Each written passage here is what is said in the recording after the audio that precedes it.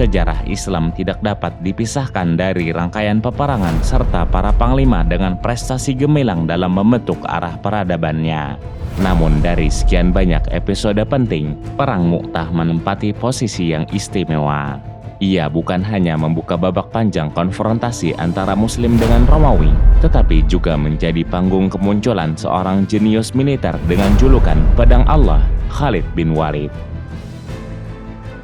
Setelah situasi Jazirah Arab kembali stabil berkat terwujudnya gencatan senjata antara Muslim Madinah dengan Quraisy Makkah dalam perjanjian Hudaybiyah, umat Islam mulai memasuki fase baru dengan berbagai perubahan besar yang terjadi sekaligus.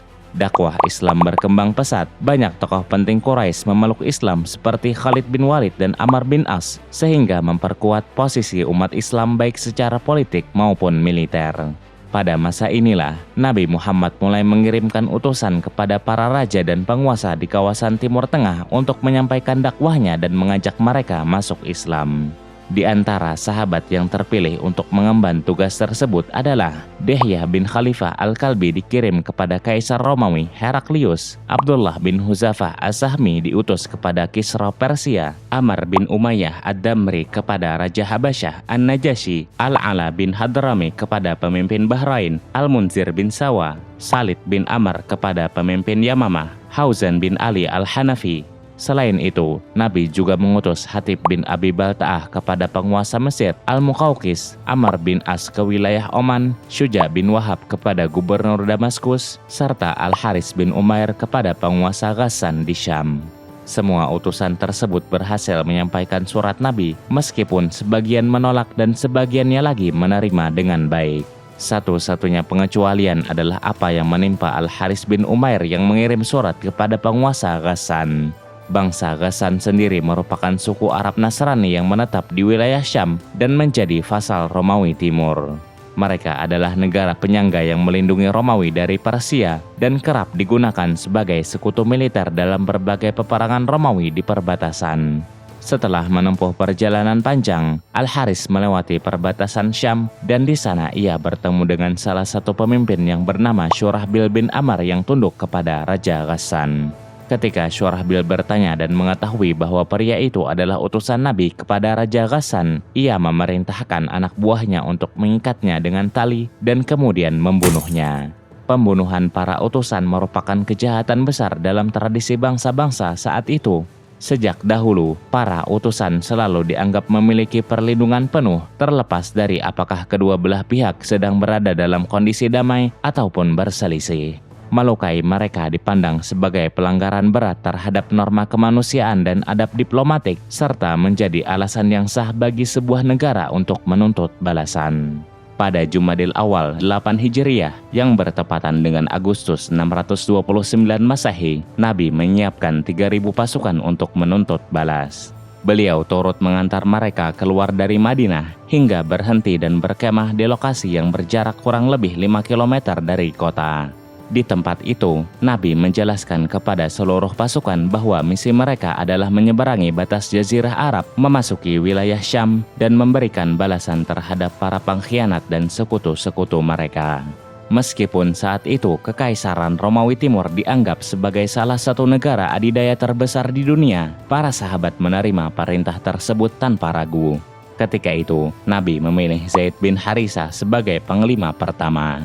Jika Zaid gugur, maka Ja'far bin Abi Thalib menggantikannya. Jika Ja'far gugur, kepemimpinan akan berpindah kepada Abdullah bin Rawahah.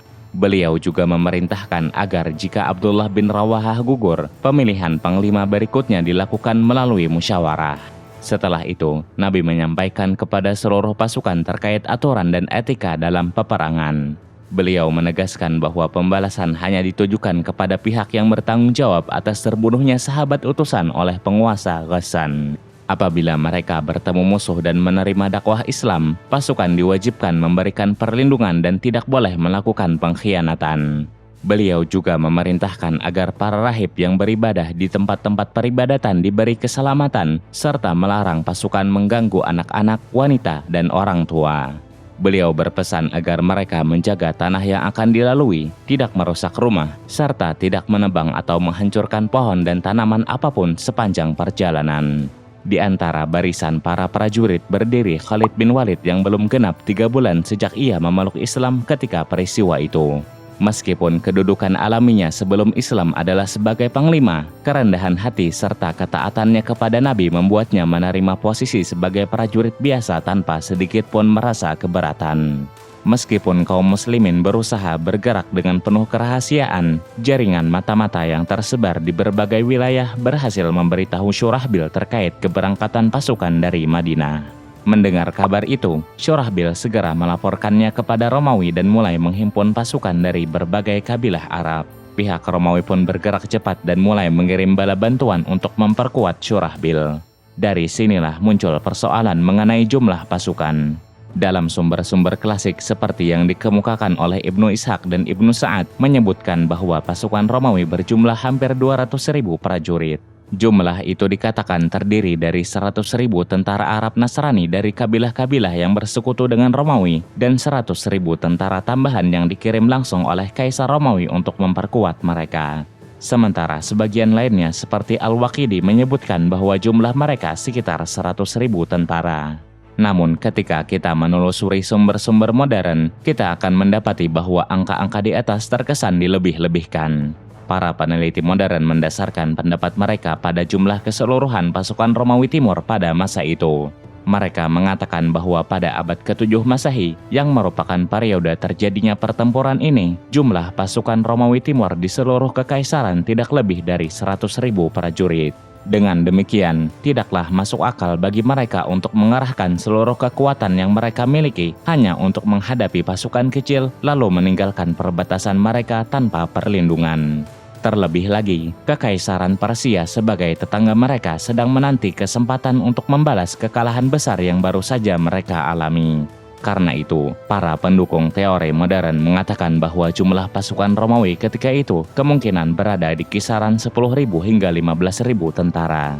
Namun baik pendapat pertama ataupun kedua yang benar, satu hal yang pasti, jumlah pasukan Romawi Timur tetap jauh lebih besar dibandingkan pasukan Muslim. Di pihak pasukan Muslim, setelah mendengar berita bahwa Romawi telah mengerahkan pasukan besar, Zaid pun memerintahkan untuk mengadakan musyawarah. Dalam pertemuan itu, terdapat 2 perbedaan pendapat. Pendapat pertama mengusulkan agar mereka bertahan dan mengirim surat kepada Nabi untuk memberitahu keadaan di lapangan, lalu menunggu keputusan beliau apakah akan mengirim bala bantuan atau memerintahkan hal lain. Sementara pendapat kedua menilai bahwa pengiriman surat bolak-balik ke Madinah akan memakan waktu yang sangat lama dan hal itu justru memberi kesempatan kepada Romawi untuk menyerang mereka di tempat mereka berkemah. Karena itu, kelompok ini mengusulkan agar pasukan Muslim segera menyerang musuh. Tokoh yang paling lantang mendukung pendapat kedua adalah Panglima ketiga, yaitu Abdullah bin Rawaha. Musyawarah tersebut berlangsung selama 2 hari penuh hingga akhirnya seluruh pemimpin pasukan sepakat untuk maju dan menghadapi pasukan Romawi tanpa menunggu bala bantuan dari Madinah. Pasukan Muslim pun bergerak hingga mencapai pinggiran desa Mu'tah dan mendirikan markas di sana. Di saat yang sama, pasukan Romawi terus berdatangan ke wilayah tersebut dalam jumlah yang sangat besar. Lokasi pertempuran adalah sebuah dataran luas yang terletak di sebelah timur desa Mu'tah. Kedua pasukan menempati formasi tradisional peperangan. Zaid bin Harisah menata pasukan Muslim dengan sayap kanan di bawah komando Qutbah bin Qatadah dan sayap kiri di bawah komando Ubadah bin Malik al-Ansari. Kekuatan utama pasukan berada di bagian tengah, dipimpin langsung oleh Zaid bin Harisah, dan di belakangnya terdapat Ja'far bin Abi Thalib dan Abdullah bin Rawaha. Khalid bin Walid sendiri pada waktu itu berada di tengah barisan sebagai prajurit biasa. Adapun pasukan Romawi Timur berdiri dengan formasi yang hampir sama, dipimpin oleh komandan mereka, Theodor. Pemandangan 2 pasukan besar itu terlihat begitu menakutkan bagi sebagian kaum muslimin, sebab itu adalah pertama kalinya mereka berhadapan dengan musuh dalam jumlah sebesar itu.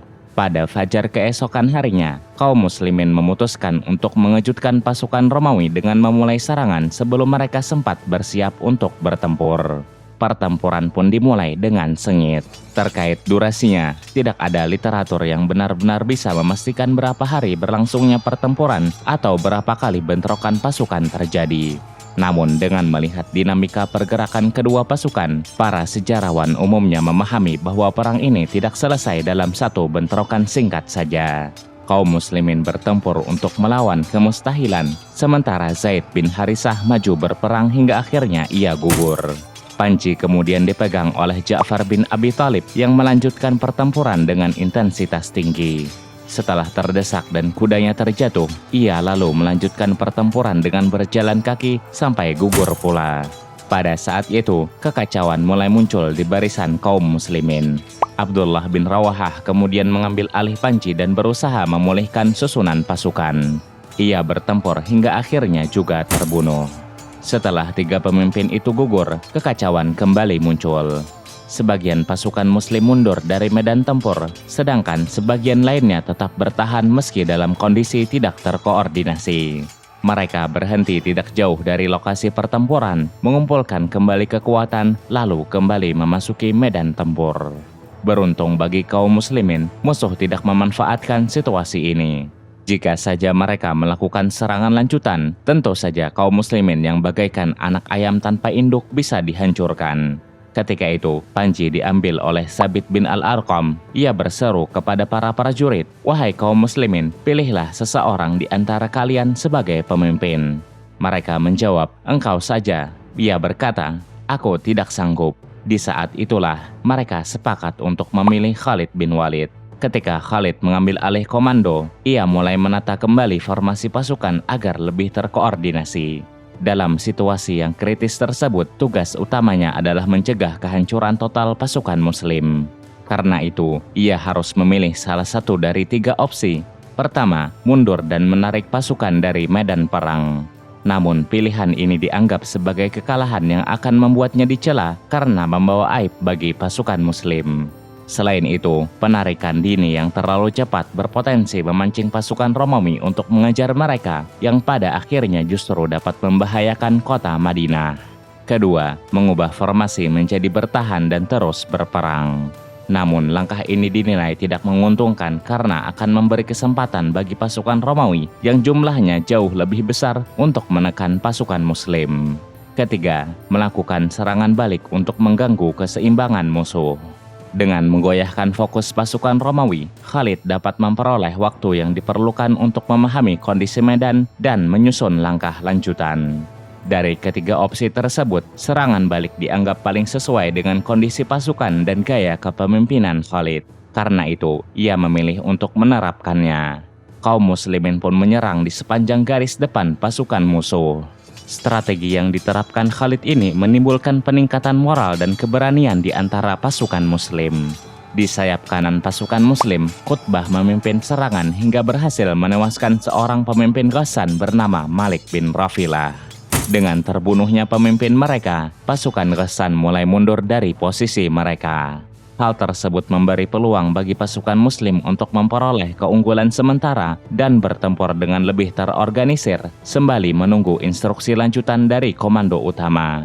Setelah sebelumnya berhasil menewaskan banyak prajurit musuh, Khalid secara perlahan menarik pasukannya menjauh ke belakang.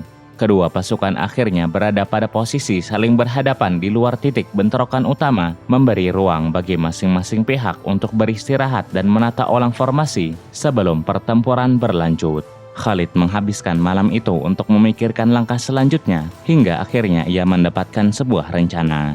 Ia memahami bahwa para prajurit dari kedua belah pihak telah saling mengenal wajah dan formasi satu sama lain karena pertempuran telah berlangsung lama. Sebab itu, ia menyusun strategi untuk membuat pasukan Romawi meyakini bahwa bala bantuan besar telah tiba dari Madinah. Untuk menjalankan rencana ini, pada malam hari, Khalid menukar posisi pasukan sayap kanan dengan sayap kiri. Ia juga memindahkan pasukan tengah yang berada di garis depan ke bagian belakang, sementara pasukan belakang ditempatkan ke posisi depan. Selain itu, ia juga memerintahkan pasukan untuk mengganti panji-panji serta pakaian mereka dengan yang lebih rapi dan bersih, sehingga tampak seperti unit yang berbeda.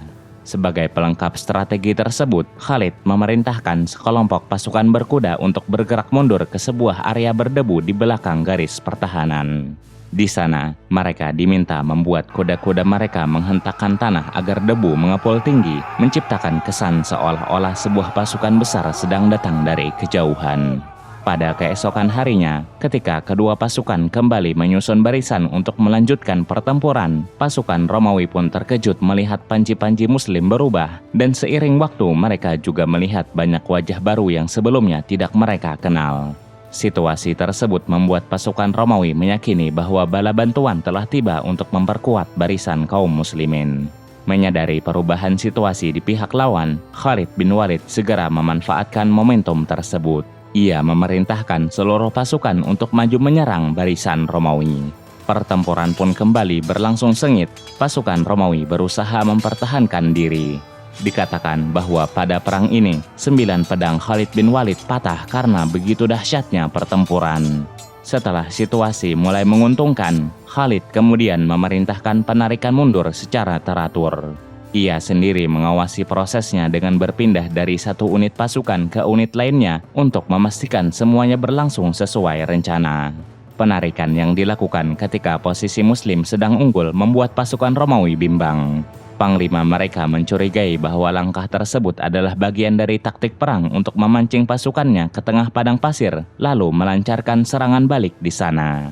Karena itu, ia memerintahkan seluruh tentaranya untuk tidak mengejar dan tetap bertahan di posisi mereka. Dengan demikian, Khalid berhasil menarik pasukan Muslim keluar dari medan pertempuran tanpa mengalami kerugian yang berarti. Jumlah korban dari kedua belah pihak dalam perang Mu'tah memang agak beragam dalam penuturan para sejarawan. Sebagian sumber menyebutkan bahwa kaum muslimin kehilangan 12 orang pasukan dan dalam riwayat lain disebutkan 14 orang. Ada pula yang menyebutkan prajurit Muslim yang gugur berjumlah ratusan, namun hanya 12 nama yang tercatat dengan jelas. Namun, seluruh sumber sepakat bahwa kerugian pasukan Romawi jauh lebih besar meskipun dengan jumlah yang berkali lipat lebih banyak. Sebagian sejarawan menyebut peristiwa ini sebagai kekalahan, sementara sebagian lainnya menilai sebagai kemenangan taktis karena kaum muslimin mampu mengendalikan medan perang dan mundur dengan selamat. Ketika pasukan tiba di pinggiran kota Madinah, sebagian orang melemparkan tanah ke arah para prajurit sambil berkata, "Apakah kalian lari dari jalan Allah?" Namun Nabi menenangkan mereka dan bersabda, "Mereka bukanlah pasukan yang lari, melainkan pasukan yang akan kembali menyerang insya Allah." Dengan demikian dapat dikatakan bahwa Khalid melalui strateginya telah menyelamatkan kaum muslimin dari kekalahan telak dan kehancuran total. Bagaimanapun juga, ia telah menjauhkan aib kekalahan dari pasukan Muslim dan menyelamatkan mereka dari bencana besar. Manuver ini juga menjadi bukti nyata bahwa Khalid layak memimpin pasukan berdasarkan kapasitas dan keahliannya. Dan dari sinilah, kisah berlanjut menuju penaklukan besar yang ia pimpin untuk pertama kalinya sejak masuk Islam, yaitu Fathu Makkah.